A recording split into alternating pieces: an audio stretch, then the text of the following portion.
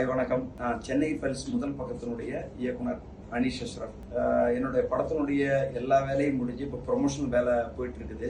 So இந்த promotional டைமில் வந்து திடீர்னு நிறைய சேனல் இன்டர்வியூலாம் பண்ணணும், ஹீரோயினுக்கு மேக்கப் போடணும் அப்படிங்கிற ஒரு அரேஞ்ச்மெண்ட்ஸான விஷயம் என் நாலேஜுக்கு வந்தோடனே என்னோட ஒய்ஃப் அவங்க மேக்கப் ஆர்டிஸ்ட் ரூபி மேக்கப்ஸ்ன்னு சொல்லி அவங்க பண்ணிட்டு இருக்கிறதுனால அவங்கள்ட்ட சொன்னேன், இந்த மாதிரி திடீர்னு ஒரு ஆப்பர்ச்சுனிட்டி அப்படின்னு.